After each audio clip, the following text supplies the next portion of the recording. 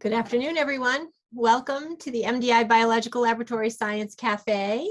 We're thrilled to have you with us this afternoon and very excited to have Dr. Prayag Murawala with us this evening to share a bit about his research on limb and tendon regeneration using the axolotl, or the Mexican salamander. Looks like we have a good percentage of our registrants on, so I'm going to just introduce Dr. Prayag Murawala to those of you who have not yet had a chance to meet him.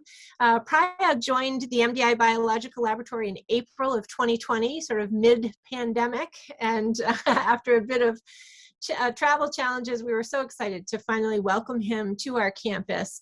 As I mentioned, Prayag is one of the leading scientists studying limb regeneration using a species of salamander that he's going to tell you more about. It's an axolotl, the Mexican salamander, and the axolotl is a master of regeneration. And so scientists, as you can imagine, have been fascinated by this topic for thousands of years, but only recently have they been able to develop the genetic tools needed to really maximize some of the advantages of the axolotl in terms of using it as a model for studying limb and tendon regeneration. So with that, I'm going to turn it over to Prayag. Prayag, welcome. We're thrilled to have you and look forward to all that you're going to share with us this evening. Thank you very much, Jerry, and everyone very welcome. In this edition of Science Café, I have given a title, Behind the Scenes Axolotl Tissue Regeneration. And today I am going to discuss a few aspects of tissue regeneration in salamander. First, I'll give you a brief introduction to limb regeneration, followed by how to think like a scientist. Then I will discuss how was research done in the absence of modern genetic and molecular tools. Then I will give you a very brief idea about what kind of modern tools we are developing to study this kind of tissue regeneration. And towards the end of my talk, I'll talk about two different modes of tissue regeneration in salamander or axolotl. So as Jerry mentioned, our lab works with axolotl, which are considered champion of regeneration because they can regenerate many different body parts. They can regenerate their legs, they can regenerate their tail, spinal cord, lung, liver, heart, and even a portion of brain. You can cut it out and they will perfectly regenerate their brains. So why are these animals so good at regeneration, and why we are so miserable at regeneration remains focus of scientific endeavor for a very, very long time.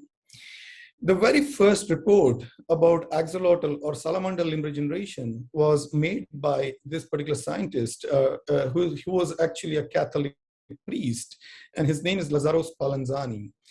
And in this book, Prodromo di un'opera, essentially he described axolotl limb regeneration, or the newt limb regeneration rather.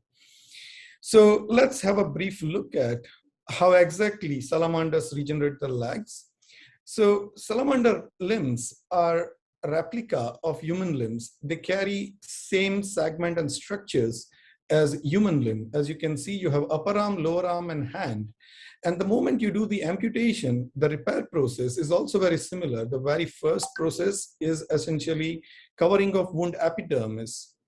The amputation plane is covered by epidermal cells, which then produce signal for the underneath cells. And these underneath cells then proliferate and migrate so that they can form a particular conical shaped structure, which we call blastema.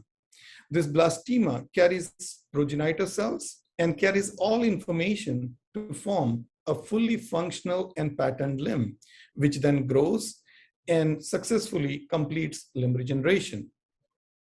Now, the process of limb regeneration is great. And when we talk about this to a layman or a common person, the very first response that we receive is, wow, that's so cool. Have you found out how salamanders regenerate their limb? And then the question would be, when can we regenerate our limbs? We often also encounter sometimes a science enthusiast, and a person like that would ask us, can we graft salamander cells into humans and see if humans can regenerate? Sometimes we also meet a pessimist, and those people would ask us, why is it taking so long with all the tools that you have? And why do you need all this money? You're spending too much money on this. So I'm going to explain why we need so much money, why we need all these tools, and how to think like a scientist. All right. So here you can see a limb. And the first thing that you notice is inside the leg, you have many different cell types. You can see skeleton, you can see muscles, and the outer boundary that you see here essentially marks epidermis. But then there are many more cell types. You can think about fibroblasts, there are nerves, there are blood vessels. So all these different cell types have to come together to achieve the feat of limb regeneration. Now let's look at your leg or a limb. Your limb has many different positions. You have a dorsal surface, you have a ventral surface. This is your anterior, and that's your posterior. Anterior is a thumb, posterior is a pinky. You also have proximal distal identity, proximal being the upper arm, and distal being a hand plate. So how does a limb regenerate all these different segments and different structures in a perfect manner? And that remains the key focus of this whole field. So as a scientist, the way we think is, there are not one question, there are many questions. The first one, what is the source of blastema? What kind of cells contribute to form a blastema? How does blastema pattern into a limb? How does growing blastema know when to stop growing? Because if a blastema keeps growing into a limb and that limb keeps growing, you'll have one limb which is longer than the other one. So there has to be a break. How similar this process is to a limb development. So when embryonic limb development begins, similar to that, limb regeneration, what is the similarity and dissimilarity between these two processes? If we just look at the positional information, so there are many questions even there when you can think, how does limb know where the amputation plane was made? Because you can cut at any position across this proximal distal axis, which is upper arm, lower arm, or hand. And the limb knows where exactly the amputation was made and what to regenerate. Do all cells know where they are, or only selected few cell types know this kind of positional information? How is the positional memory encoded in these cells? Is it at genetic level, epigenetic level, transcriptional level? How is it reprogrammed so that regenerated portion or cells also know where they are in the limb? And then ultimately, a very naive question, why does limb not grow backward? Why does it always form only the distal structure? All right. So there are many such questions, and this kind of questions, you can also think in terms of, you can just pick up any cell type that exists in a limb. This is a list of different cell types that are present in the limb. And you can ask similar questions for all different cell types. So the questions that lie in front of scientists is not one, how does a limb regenerate? We have so many little tiny questions that stands in front of us to understand how does a limb regeneration proceed. So back in the days when there were no modern tools, here is a good example. Basically, it's like a big puzzle, but there is no picture on this puzzle. And now you have to put up pieces together. It's a lot harder job as a scientist to do that. And that is what was happening in the past. So back in the days, people used to do techniques called grafting and transplantation. Now, using these techniques, I'll show you a very simple experiment. Can limb grow backwards? So a scientist named Butler in 1955, what he did was he amputated a limb at the hand plate, and then he stitched this limb to the trunk of the body, and then he amputated or cut the limb at the mid upper arm. And now he's waiting to see what will regenerate. And to his surprise, he found that both these pieces only form the distal structure, which is the hand plate. None of the limb grew backward. So this is the rule of distal transformation. The cells know their position, and cells know only distal structures needs to be formed. They cannot form proximal structure, proximal being closer to the shoulder. In a yet another experiment, This is a very cool experiment. So what was done here is you make an amputation, you let the blastema form, and then you rotate the blastema 180 degree and graft it. And under this condition, you obtain 3 different limbs growing out of this blastema. Later, it was found that there is a positional discontinuity between anterior and posterior, anterior being the thumb, posterior being the pinky. In the anterior, there was a signaling center FGF8. In the posterior, the signaling center sonic. And FGF8 and sonic, when they interact with each other, that's when a limb regeneration proceeds. And when you do this kind of a cuff rotation, 180-degree rotation, you form 3 different positions in the limb where this red and blue meets. So here, here, and here. And that is what allowed 3 different limb segments to form, basically. So the take-home message from this 2 past experiments, there are many such fantastic experiments in the literature, but in the interest of time, I have only covered 2. So the cells only make distal structures, and anterior-posterior discontinuity is crucial for success of limb regeneration.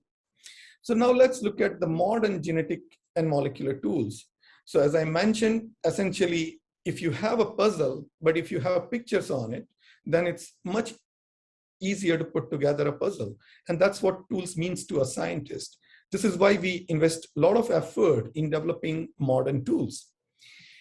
So in the last 10 years, my lab and my previous lab where I did my postdoc in Ali Tanaka's group, we put a lot of effort in developing these tools. And I have participated in many of these endeavors. Here I'm showing you that we are now able to generate a transgenic axolotl.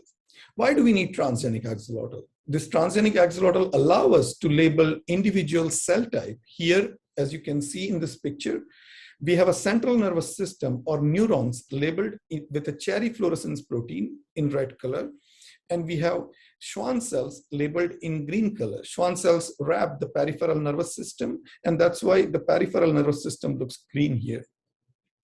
So when you have this kind of a transgenic animal, it allows you to monitor the regeneration process in a live situation. You don't have to sacrifice animal to study how nerve innervation proceeds. So we have developed many different methodologies that allow us to generate this kind of transgenic animals. And this methodology can be broadly divided into random transgenesis and targeted transgenesis. Random transgenesis can be further divided into ISC1 or Toll2 dependent transgenesis, and in the targeted transgenesis, where we identify genomic locus inside the genome and exactly target there using a CRISPR-Cas9, which many of you would have heard about it. The other technology where we have invested a significant amount of energy is tissue clearing. We like to make tissues transparent so that we can see inside the tissues what's happening. So what's tissue clearing? Here I'm showing you a flask that is filled up with beads.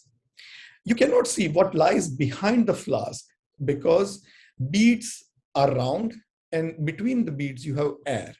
And when light passes through this flask, it enters either flask, air, or the beads. And flask, air, and beads have different refractive indexes. So when light hits, it scatters out, and that's why you do not see what's behind the flask. But now let's see what happens when we fill it up with water. A simple filling up, a simple filling up with water essentially allows you to see what lies behind it, because now water has replaced air, and the refractive index of beads and water is same, and that's why you can see the picture behind it. And it's a picture of the scientist, Werner Spalteholz. He's a German scientist, and he was the first one to describe the principles of tissue clearing. Now, using this methodology, we can make axolotl transparent and then image entire axolotl. Here, you can see that we have labeled its nervous system. Now, using such a specimen, you can go to one of the cutting-edge microscope, like ultralight sheet microscope, and you can take an image of your sample which then allows us to image entire axolotl in 3 dimensions. Here you can see that entire nervous system is labeled, and you can track each nerve fibers in an animal. Now, it may look a small feat, but scientifically, it's a huge challenge. When you're imaging a 5-centimeter animal at a cellular resolution, it's a huge challenge because it's a lot of data. The data we are talking is in terabytes.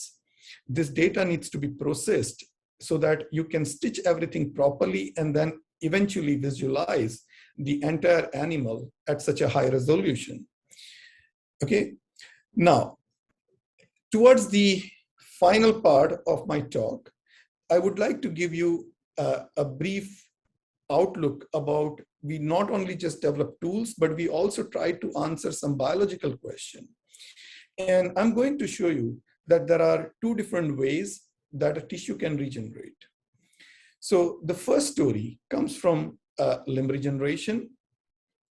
So as you know, and I showed you earlier, axolotl proceeds via formation, axolotl limb regeneration proceeds via formation of this conical shaped structure, which we call blastema. So what is a blastema? Blastema is essentially a pool of undifferentiated progenitors that has all necessary information to form a fully patterned limb.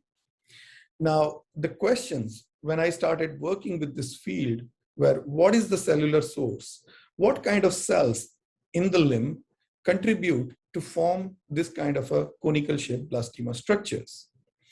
So the questions were, what is the cellular source of the blastema? And within this cellular source, are there adult progenitors, or are all cells differentiated? And these differentiated cells have to de-differentiate and acquire progenitor state so that they can contribute and form the blastema. Now, when we started working, there was basically one challenge, and that was we couldn't isolate individual cell type from the limb. And hence, we had to overcome this. The way we thought of it is we need to label a cell type that contributes heavily to the blastema. And when we looked at the literature, we found that one particular cell type known as connective tissue cells has been suggested to be the main source of the blastema. Now, what is a connective tissue? Connective tissue during embryonic development is derived from lateral plate mesoderm. It's a mesodermal lineage. And connective tissue derived cells then go on and make different cell types such as skeleton, periskeleton, tendon, dermal fibroblast, and interstitial fibroblast. This is a cross-section of a lower limb where you have radius and ulna. And on the left-hand side, I'm showing you the complexity of one particular cell type, which we call connective tissue. On the right-hand side, I'm also describing many other cells and cell types that exist in the limb. Now, why is this cell type so interesting? It is also because in mammals, such as humans, this cell type is responsible for fibrotic scar. So if you or I would get a wound injury, we know that we develop a scar. But in axolotl, this cell type contributes to the blastema. Axolotl do not form scar, and they perfectly regenerate their lost structures. So to overcome this challenge, we developed a technology which we called, which is known in the scientific field as tissue-specific inducible Krey-Loxp. What it does is it allows us to specifically label individual cell of our interest, and it labels permanently, so that even if the cell becomes something else, it still remains labeled with a fluorescent color. Here, I'm showing you 2 different limbs that are labeled with such a technology. On the left-hand side, you see that we are able to label entire connective tissue lineage of the limb, whereas on the right-hand side, you can see that we are able to label skeletal structures. Now, using this methodology, you can ask and trace these cells. How does these cells contribute to the blastema formation? And that's exactly what we did. We amputate the limb and allow the blastema to form this conical shaped structure. And then we looked at what percentage of connective tissue cells contribute to the blastema formation. And we found that more than 85% of the cells are derived from connective tissue cells. As a next step, we are interested to understand how each of these cell types participate during regeneration. For that, we label a certain cell type in the limb, we make an amputation in the upper arm, and then we analyze what is the relative contribution of these cells in upper arm mature. This is the source zone that provides cells to the blastema. Transition zone, where we made the amputation, the upper arm regenerated portion, and lower arm regenerated portion. Now, I'm going to show you a few examples. Here, we have a transgenic line that labels skeletal cells. And you can see that these red cells inside this bone are labeled with red. This is the transition zone, which is also known as callus, because at the callus, you have old bone cells and new bone cells deposited. You can see that new bone cells are all cherry negative, or there is no cherry fluorescence here. And as you go distally, they are again negative. What it means? It means that skeletal cells do not make a new skeleton. So if a skeletal cells are not making new skeleton, what makes a new skeleton in a regenerating limb? To address this, we used another line, which I'm not showing you here, that labels periskeleton. And what we found in periskeletal line, we found that those periskeletal cells form the callus and they form a nearby bone, but they fail to make a distal bone. So this is very similar to mammals. In mammals or humans, when you have a fracture, skeletal cells do not contribute to your repair. It's the periskeletal cells that does the repair. But when we look at the distal structures were still not derived from the periskeletal cells. So who makes this distal skeletal elements? To address this, we focused on fibroblast. What we did, we grafted an unlabeled skeleton and periskeleton in a labeled fibroblastic environment. Here on a cross-section, you can see that all the fibroblasts are labeled in red, but the skeleton and periskeleton is not labeled. Now, you go and look at the distal structure. Now you see that entire distal structure is essentially derived from fibroblast. So unlike humans, in axolotl, it is the fibroblast cells that are capable of contributing and forming new skeletal elements. So why do we do research with axolotl? Because this is the first time we now know that our inability to not form a new limb is not because of failure in periskeletal cells, but it is in our failure of our fibroblasts, because our fibroblast cells do not go on and make a new skeleton. That's why our limb do not regenerate. Now, when you can label these cells, you can also separate them from rest of the population using a technology called fluorescence activated cell sorting. And then you can combine this technology with another cutting edge technology, which is called single cell transcriptomics, where individual cells are sequenced for their transcriptional profile. So this is what we did. We used this particular transgenic line, which labels entire connective tissue lineage. And then we FACS sorted these cherry positive cells. And then we performed transcriptional sequencing of these cells. So essentially, when you dissociate a cell, you have many different cell types, which I have color coded here in different colors. Now, when you sequence the transcription, so transcriptional signatures, then you know that, okay, these two cells have a similar transcriptional signature. So computationally, I can put them together and tell them that, okay, this is one cell type. So you can perform this kind of experiment with a cutting edge technologies like single cell transcriptomics to identify cell cluster, that this is one group of cells, this is second group of cells. Now looking at that on this is how the single cell data looks. Here on this plot called TSNE plot, you see that we have color coded different cell types that is within connective tissue cells. We could identify that there are 5 different fibroblastic connective tissue cells. There are periskeletal cells, there are tendon cells. And we can also, when we do sequencing with different time points of limb regeneration, we can also position them in the course of regeneration. So these are the blastema progenitors at the base, and each corner here represents one particular cell type. So this corner, for example, represents tendons. This corner represents periskeletal cells. This is a FCT2, FCT1. So there are different kind of cell types that you can position, and you can track that trajectory in the way that they are redifferentiating into these different cell types. There are two more pieces of data that I would like to show. You can also perform another computational analysis called differential component analysis, or DC analysis. Here on DC3, which is on y-axis, we find that cells represent cellular heterogeneity. That means how different the cells are from each other. And we find that uninjured and regenerated samples showed maximum cellular heterogeneity, but as the blastema formation happened, the cells become very homogeneous. Cells acquired similar transcriptional signature, and that is the hallmark of dedifferentiation.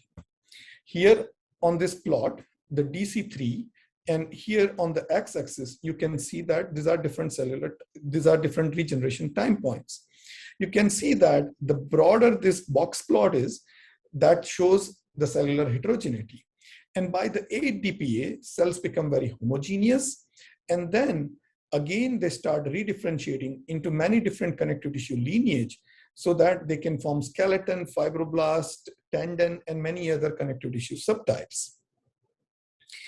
Now, another question that I'm often asked is, do blastema cells, when the blastema formation happens, do they recapitulate embryonic programs? So how similar are they to the limb development programs?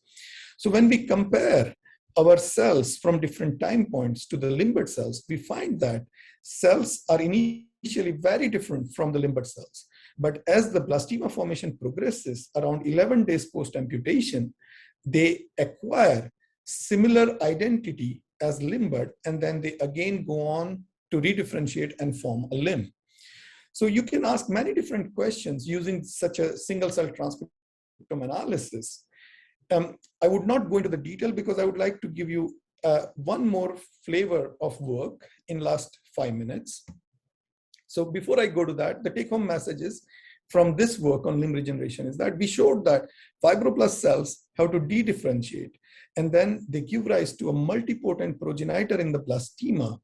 And then these blastema cells are capable of redifferentiating into many different connective tissue lineage, for example, fibroblast, skeleton, periskeleton, and tendon. And this is the process that does not happen in humans, and that is why we cannot regenerate our limbs.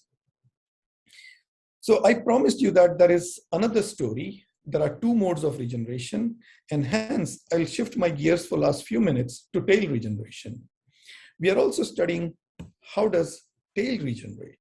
Now, when we look at the tail tissue is derived from ectodermal and mesodermal lineages. Ectoderm give rise to epidermis and spinal cord and neurons, whereas mesoderm give rise to muscles, fibroblast, and fin mesenchyme. Now, we are interested to study how does tail regeneration proceed in axolotl. And before we look at that, let's look at how does a tail develop. Here is a mouse embryo, and in the green color, you can see a genetically encoded fluorophore which oscillates. So what happens is that this particular gene, which is called lunatic fringe, goes up and down, and as it goes up and down, it forms this particular ball-like structure, which is called somites. And these somites here are seen as balls, and this is the presomatic mesoderm, which is this area. So as presomatic mesoderm differentiates and oscillates to form somites, these somatic balls are formed. And these somatic balls contains progenitors that are capable of giving rise to 3 different lineages in your primary body axis meaning your head to the tail area, and secondary axis being the limb. So in the primary body axis, the somatic balls give rise to 3 distinct cellular lineages, and these lineages are called dermatome, myotome, and sclerotome. Dermatome give rise to fibroblast and skin, myotome give rise to muscles, and sclerotome give rise to vertebrates. Now, we performed a similar experiment as limb regeneration in the case of tail regeneration. And we found that when we use one particular transgenic line that labels entire connective tissue lineage of the tail, what we find is that upon amputation and regeneration, we saw muscles-like structures emerging. When you look at close, the closer basically tells you that collagen, this Col1A2 line essentially labels intermyotomal fibroblasts, vertebrae, and fin mesenchyme. And one of this cell type is capable of giving rise to myotomes or the muscles during regeneration. Now, we perform many other lineage tracing experiments, and we perform single cell transcriptomics once again.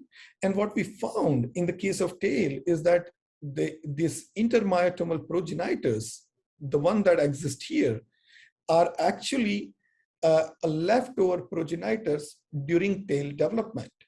So in the case of tail, progenitors are retained, and these progenitors continue to persist throughout the life of an axolotl, and they are capable of forming entire tail structure, including dermatome, myotome, and sclerotome. And this essentially means that there are two different modes of regeneration. Here, this particular population, the progenitors express one particular marker called meox and sclerexis. And then here is a trajectory, once again, showing that these cells undertake this route to form either dermatome, dermis, fin mesenchyme, or bone. This is during stagnant phase. This is during homeostasis. But if we do the similar analysis during regeneration, we find that another trajectory emerges, and that basically indicates the muscle formation. So our current working model for tail regeneration is that the intermyotomal cells, which we call meox1 progenitors, they are capable of differentiating into all distinct lineage of the somatic mesoderm, being dermatome, myotome, and sclerotome, and giving rise to muscles, skin, as well as vertebrae. So essentially what I showed you is that we find two different ways how axolotl tissues can regenerate. In the case of limb, we have differentiated fibroblast-like cells, and these fibroblast cells, upon amputation, acquires progenitor state and then redifferentiates into different cellular lineages. In the case of tail, we find that there are pre-existing progenitor cells. These are the leftover during development, and these cells are simply capable of proliferating and then forming distinct lineages in the tail. And with that, I would like to thank my lab. These are the people who work in my lab. These are some of the institutions where I'm affiliated, funding agency, and these are my collaborators. Particularly, I would like to thank Dunya, Wouter, and Tobias, who were involved in the last two projects that I mentioned to you. Thank you. Prayag, thank you so much. That was, wow, you have a lot happening in your lab. That's exciting. Some really fascinating techniques that you're using there to understand the different types of cells that are involved in regeneration. It's amazing. So tell me a little bit more, let's just give a little bit of background in terms of the axolotl itself and the community that's out there worldwide in terms of utilizing this model, because it's a relatively small community compared to maybe, you know, zebrafish or mouse, right? Very true. Barely 50 labs are working with axolotl and few salamanders and newts. Yeah. And so these new tools that you're developing, things like tissue clearing and other things, these are the really the fundamental sort of resources, if you will, that scientists need to be able to do the kinds of experiments that you're describing. And is that something, you know, I guess my question is, what are the major pieces that are currently missing? Do you feel as though you have a lot of those tools now, and that this is something you'll see an increase in other scientists wanting to study the axolotl or use the axolotl, or is there still a lot of work to be done in terms of making that more accessible?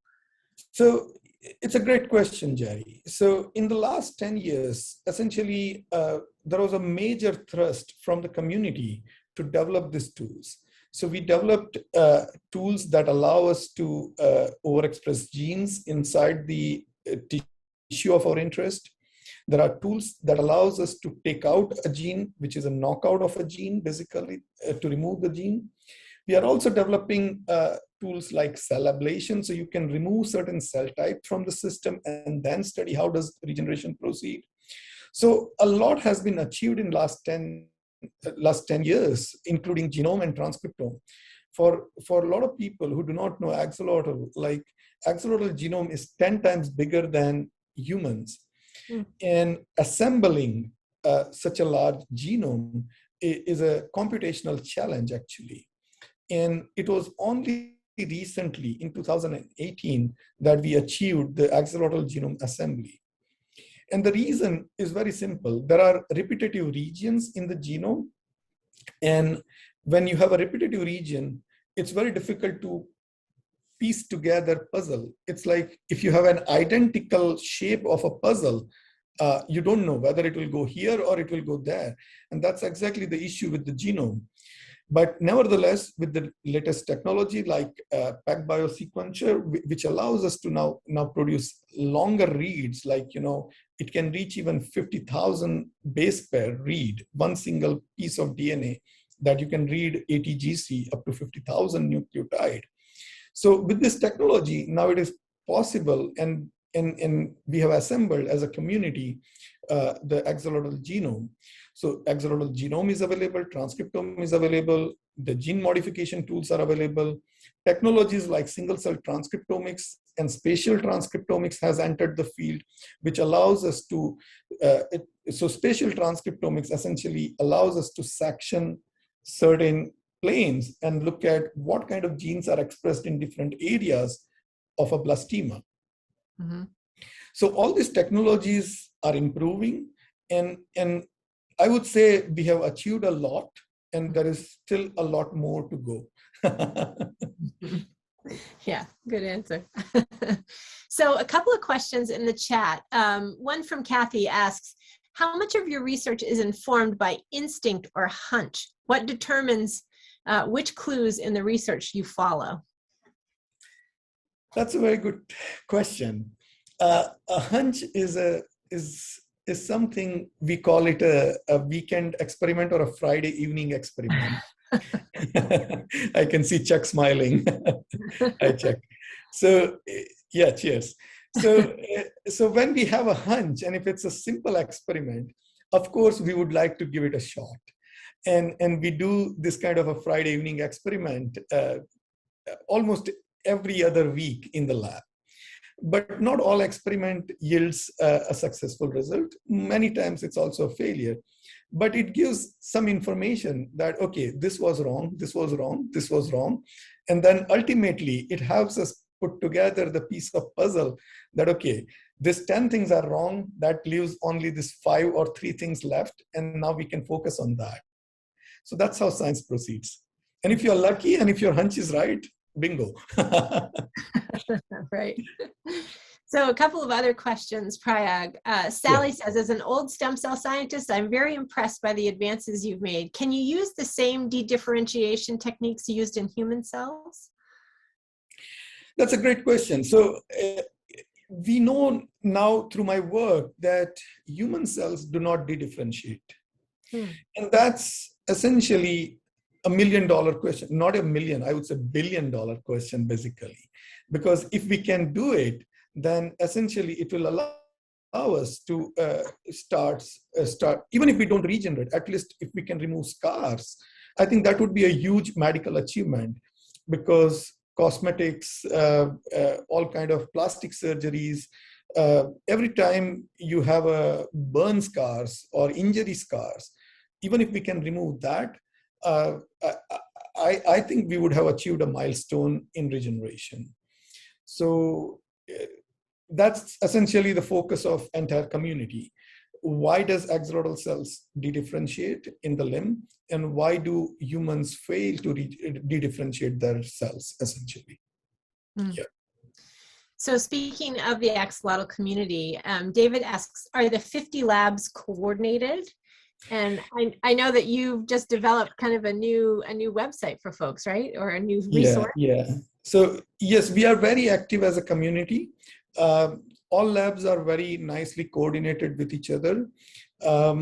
So so for the last 4 years, salamander community is meeting in various parts of the world. So this is a worldwide effort, basically. So the first meeting was done in Vienna. The second meeting was done in Boston. The third was postponed due to pandemic, but then it was recently done like last week, basically, in Dresden, although virtually. And that allows us as a community to gather and interact with each other. The other thing is, so as a community, we have now developed a platform called axobase.org. You can just type in www.axobase.org, where you can see that as a community where we are heading, what is the next meeting that we are going to do.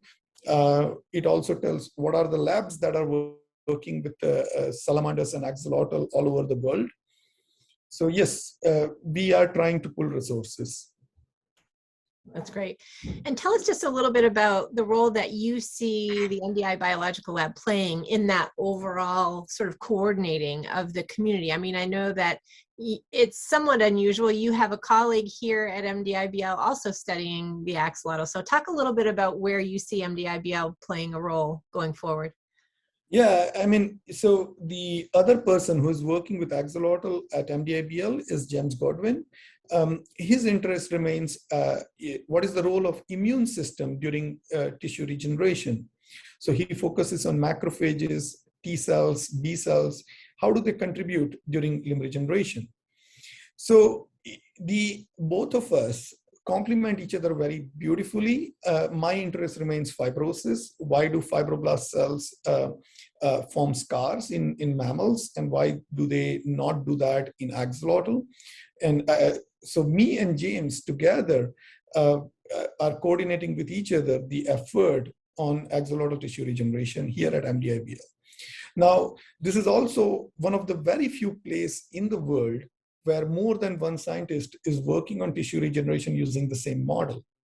There are only 1 or 2 more places in the world where more than one faculties are working. Together, I think there is a huge potential for all of us, not just both James and me, but as a community, because MDIBL has an excellent visiting scientist program, which allows us a lot of other scientists to come and spend their summer or 2 months at the ocean front, basically, and do research with us. So having one of a very good axolotl colony and 2 excellent scientist research labs basically working at MDIBL, I think there is a huge growth potential that is awaiting us. Great, that's excellent. So there's one more question here. Well, a couple questions from Alan. Do you only work with the whole organism, or can you learn anything from working with isolated groups of cells or organoids? And then a follow-up here, can this be done with both mouse and axolotl-derived cells to observe similarities and differences? Ultimately, can mouse cells be genetically and environmentally modified to create a blastema instead of scar tissue? That's a great question. Yes, of course, that's what we would love to do. James is already doing it, and we would like to enter the mouse field. I mean, we have done some mouse experiments in the past and published as well, but we haven't gone full throttle in, I would say. We need to do that. I have just been here 1 year. So yes, that remains the next endeavor. That's great. I want to just go back a little bit. You know, sometimes when we think about the idea or the possibility of regrowing a damaged limb, I mean, it just is almost defies, you know, the imagination. But you mentioned something interesting, and that is minimizing scarring. And that to me seems like a really important, perhaps incremental advance, because, you know, scarring can be such a difficult thing. It's not something we tend to think about a lot, but with burn victims, for example, or other, you know, issues that relate to scarring. And I just wonder, do you see that as making progress towards understanding, or is that something that you think would just kind of come on its own? Or I'm just curious how the two are related, if you see. Well, I think so. So the tissue regeneration versus scarring, the major difference is patterning. Mm-hmm. During wound healing, so axolotls also suffer wounds, and their wounds, they heal without scar, and they do not regenerate limbs the moment they receive a wound. In order to regenerate a limb, they need to have wound, they need to have an amputated nerve, and they need to have this anterior posterior discontinuity that I mentioned earlier. So when these three things come together, they are capable of forming extra limbs. Now, the question of wound healing versus regeneration. In the wound healing, essentially you are just healing the wound, whereas during regeneration, you have to form a certain pattern. So those patterning mechanisms needs to be activated. So a non-scarred wound and a regenerated sample, the major difference is in both cases, you are healing wounds, but in one cases, you're doing also the patterning. So those kind of mechanisms are not needed when you are looking at a scar-free tissue.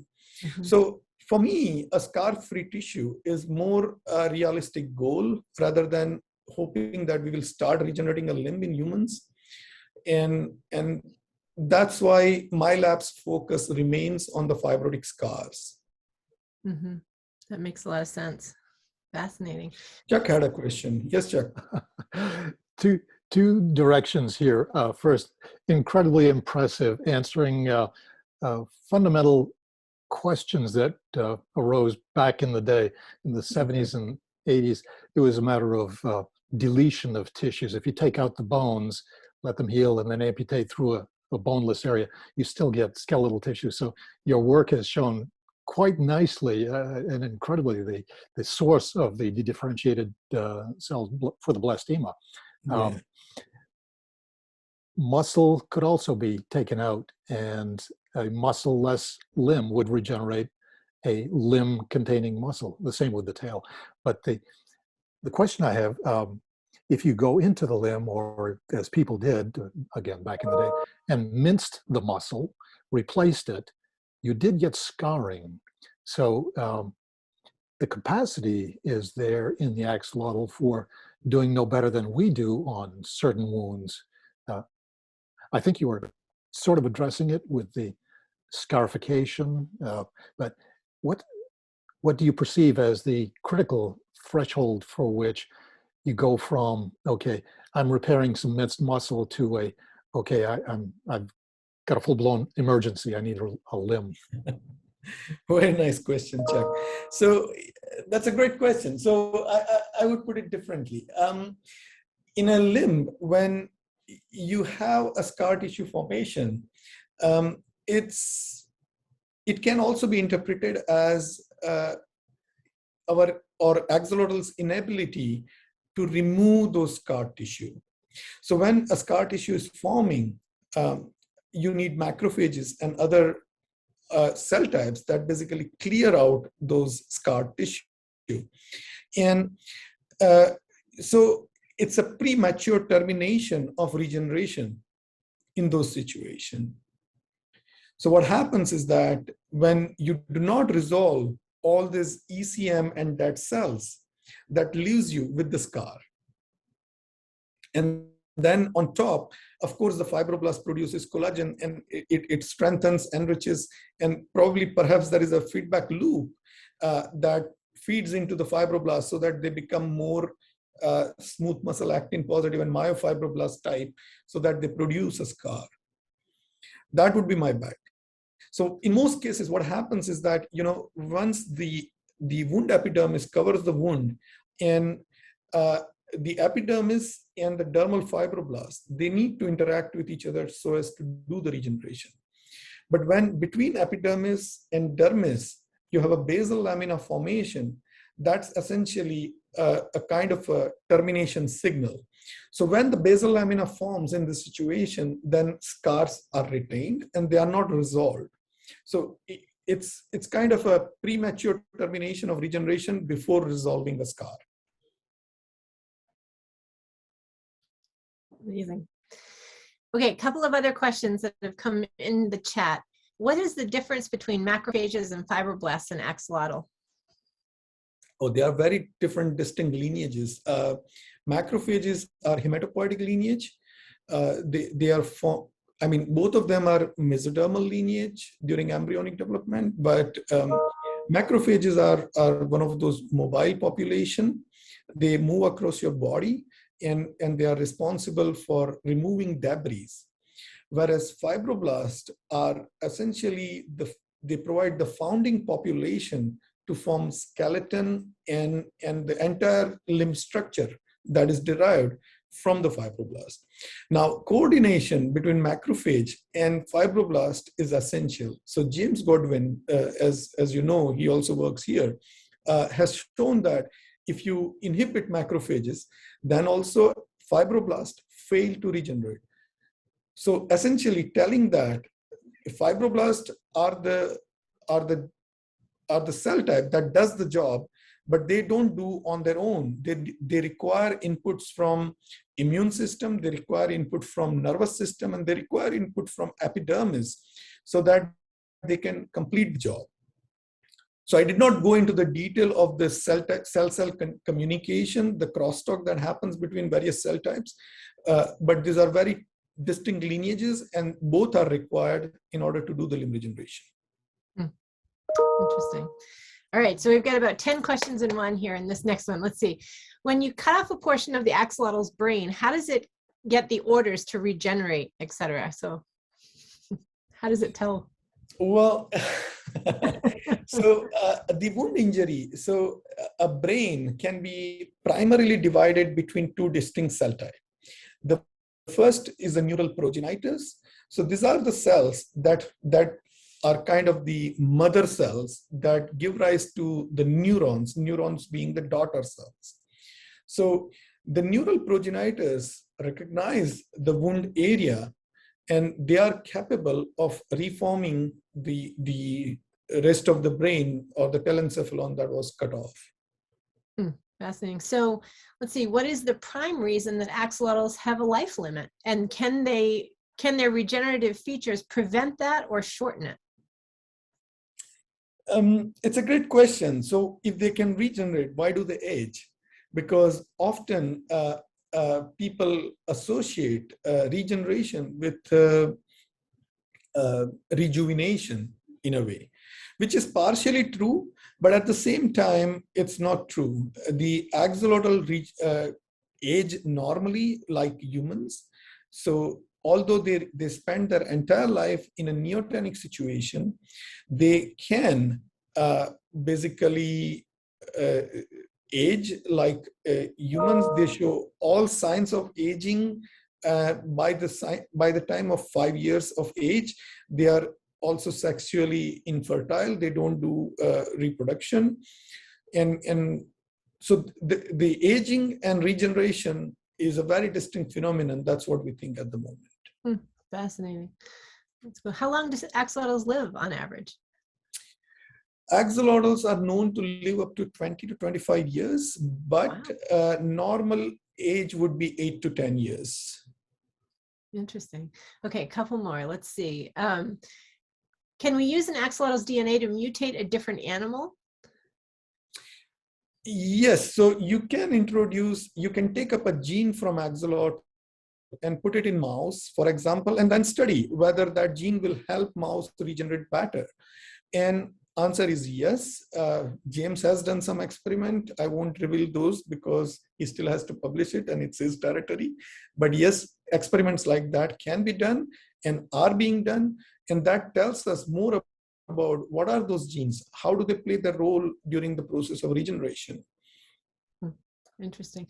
When a wound is cut open in an axolotl, do pathogens invade the wound? Yes, they do.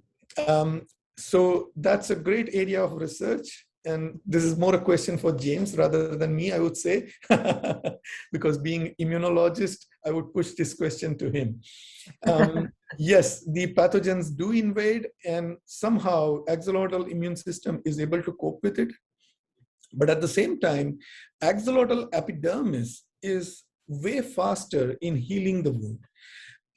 An average time for epidermis to cover wound in humans is 3 to 4 days. In the case of axolotl, it's only 4 to 8 hours. Within 4 to 8 hours, it covers the wound. So essentially, pathogens cannot enter the wound area. Hmm. Interesting. So speeding up that process. Interesting. Chuck, Yes, go ahead. Chuck. Just pivoting back to the aging and also a little history. I think Spallanzani repeatedly amputated limbs on the salamander and counted the number of bones that were replaced. But translating that into the aging, it would be interesting to see with contemporary tools whether the final, 20th regeneration cells were aging. Is it a telomere shortening question that is tossed in there as well? That's a great question, Chuck. The problem with that, as you know, it will take 20 years. But nevertheless, the experiments are done. I know a colleague in Dresden is doing telomere analysis, and they actually found that the telomeres do repair during regeneration, and the mechanisms are very different between axolotl and newt. Who would have thought about that? Interesting. Okay, just a couple more here. Do you have any ideas, you speculate why the salamander evolved to have these abilities to regenerate? I would say we all had abilities. We just lost it.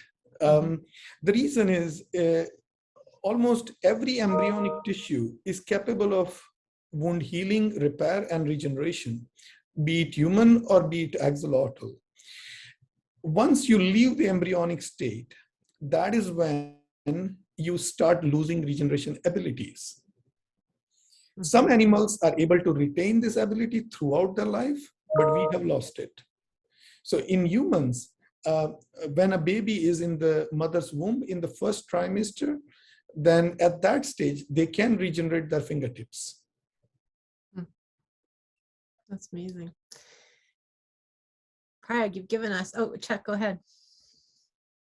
Oh, you're muted. You're muted. One more historical comment, and perhaps a research question for James. The Jackson Lab, when Rich Prain was the director, had an axolotl colony.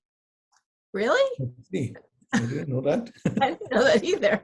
As I say, a research question for James.